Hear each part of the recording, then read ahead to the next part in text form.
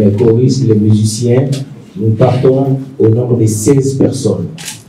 Et pour une petite histoire, ce festival, on a chassé tous ceux, il faut le dire comme ça, parce que Manadia et moi, en 2022, nous étions sur le festival Visa for Music. C'est par rapport à notre belle prestation qui a fait venir encore ce deuxième festival du côté du Maroc. Et aujourd'hui, alhamdoulilah, Mawazine, c'est eux-mêmes qui nous ont contactés parce que je sais que les questions vont tomber tout à l'heure, mais j'aimerais souligner la partie là. Et à travers cette belle prestation qu'on a donnée en 2022, c'est ce qui a fait automatiquement qu'ils ont contacté mon manager. Ils se sont dit tout de suite, voilà, on a besoin de l'artiste là en 2025 parce que c'était en 2022. Et en 2025, ils ont contacté Manadia. Manadia, je l'ai dit tout à l'heure, je dis que Manadia, tu sais qu'on a travaillé depuis le début. Donc aujourd'hui, là, il ne faut pas laisser tomber. Il faut carrément mettre des règles. Il faut qu'on vienne là-bas carrément représenter la Guinée. Parce que pour représenter son pays, on ne part pas tout seul. On part avec toute une équipe. Voilà, on a jugé nécessaire de faire appel à des personnes comme Cheikh, comme Kumbasa, voilà, des experts en la matière, parce que la musique, elle seule, ne peut rien faire. Il faut vraiment une équipe autour de l'artiste. Donc c'est ainsi qu'on a fait appel à Cheikh et Kumbasa, ils se sont rajoutés à nous, on a commencé à bosser comme ça petit à petit. Et directement, quand on a commencé les répétitions, j'ai dit à mon manager tout de suite, j'ai dit, ben, ce qu'on va faire, on va travailler très très logiquement. Il faut faire appel à des musiciens parce que je ne veux pas aller reprendre ce que j'ai fait en 2022. Donc, faire appel à des musiciens, qu'on leur impose les musiciens, on va faire un concert live. Là, je me sens mieux, mais quand c'est avec instrumental, c'est comme si c'était du playback. Je ne me sens pas bien sur scène quand c'est du playback. Donc, directement, il a fait appel à Ouontanara. On bouge avec Ouontanara aujourd'hui. On a déjà fait des semaines de répétition avec Ouontanara. Déjà, j'ai l'habitude de travailler avec eux automatiquement et j'ai fait appel à des choristes parce que je veux que ce soit un grand truc pas au nom de la Guinée. Donc on ne peut pas faire des petits trucs là-bas. Donc on a fait appel aussi à des choristes. C'est pourquoi, vu que j'ai un son avec l'As d'ici, je l'ai pris comme choriste. En même temps, on va prester sur le son qu'on a ensemble. Et j'ai fait appel à mon grand frère qui est là, l'homme qui m'a réussi à la musique, il est là, Domek. Lève la main s'il vous plaît, Domek.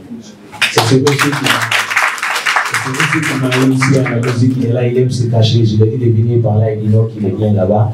Donc, alhamdoulilah, je ne vais pas abuser de la parole. Et ce qui concerne carrément les répétitions, on a déjà passé des semaines de répétitions. Je suis avec mes danseurs, mes choristes, les musiciens. Nous partons au nombre de 16 personnes. 16 personnes, cela veut dire qu'un Stick Crazy n'ira pas seul, c'est la Guinée qui partira. Aujourd'hui, on n'est pas à sans savoir aussi que quand il est question de prester, on ne peut pas le faire si les musiciens ne sont pas en harmonie. Donc les musiciens, on n'a pas accepté de prendre les musiciens là-bas. Parce que si les musiciens ne sont pas en harmonie avec l'artiste, c'est encore un gros problème.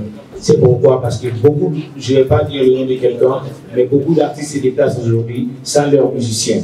C'est un gros problème, c'est pas bien. C'est aussi, par exemple, quand moi je pars pour le Mali, par exemple, je vais pour un concert, je prends des musiciens maliens, par exemple, coûte que coûte, ils vont instaurer, ils vont rajouter la culture malienne dans ce que je fais. Pourtant, moi je chante guinéen.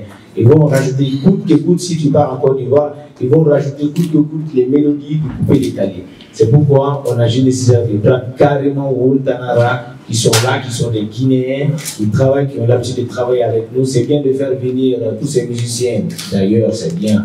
Mais quand ils savent, quand ils connaissent carrément la profondeur de la culture guinéenne, comme ça, quand ils veulent jouer, ils n'ont qu'à jouer guinéen, ils n'ont qu'à jouer sur les mélodies guinéennes. C'est pourquoi j'ai l'habitude de travailler avec Ouontanara, nous partons avec Ouontanara et on va donner quelque chose. Malgré que Stick Crazy, c'est un artiste de la musique urbaine, mais on va aussi rajouter ce qu'on appelle les mélodies guinéennes à ce qu'on a l'habitude de faire, comme du amapiano, du dancehall.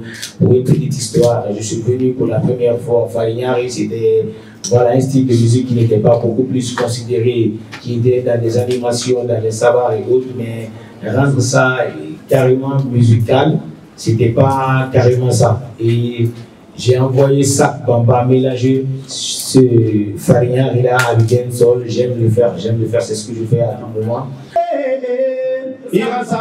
abamba alilele wagen siga sadire iga kae sasa kwisigarande balon mombo ipanga sakbamba masil nene na inkidume watongo omatikanga panyilo wakani kombo kumara pastilla gelibe bongo dume didumore diringa sakbamba araga mapima bana tana sigi pali mengena tana dance commando na tana rap reggae R&B kanyi dume sakbamba anshana na tana